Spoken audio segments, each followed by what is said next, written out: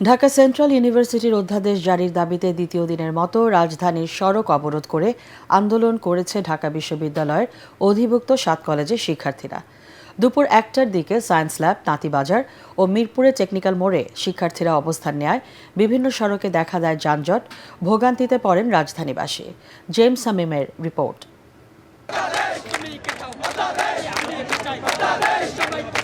প্রস্তাবিত ঢাকা সেন্ট্রাল ইউনিভার্সিটির আদেশের জারি দাবিতে দুপুর থেকে দ্বিতীয় দিনের মতো ফের আন্দোলনের নামে ঢাকা বিশ্ববিদ্যালয়ের অধিভুক্ত ৭ কলেজের শিক্ষার্থীরা।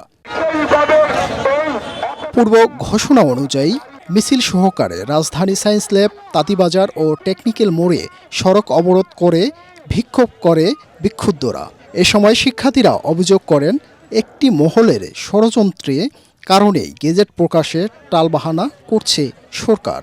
যেহেতু এই সরকার আমাদেরকে বিশ্ববিদ্যালয় প্রস্তাব করছে, এই সরকার আমাদের অধ্যাদেশ দিতে হবে। অধ্যাদেশ দিবে দিবে দিবে দিবে এভাবে বলতে বলতে ওরা আমাদের শুধু পিছিয়ে নিচ্ছে সময়টাকে। শুধুমাত্র অধ্যাদেশ জারির পরে এই আন্দোলন থেমে যাবে। আমরা শিক্ষা অর্জন করতে আসছি, আমরা তো অসম্মানিত হতে আসি না। এত টাকা ভর্তি দিয়ে মেধা চর্চা করে আমাদেরকে কেন এমন ভোগান্তি সহ্য হচ্ছে?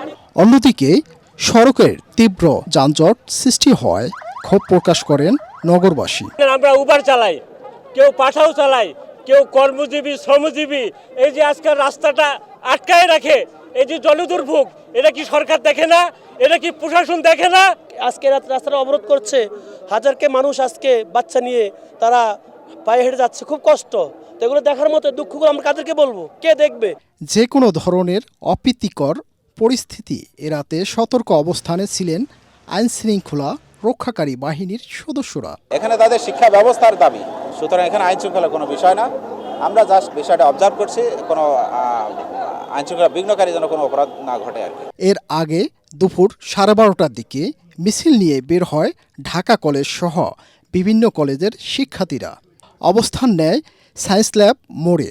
আগামী রবিবার পুনরায় কর্মসূচির ঘোষণা দিয়ে বৃহস্পতিবারের মতো আন্দোলন স্থগিত করেন আন্দোলনকারীরা।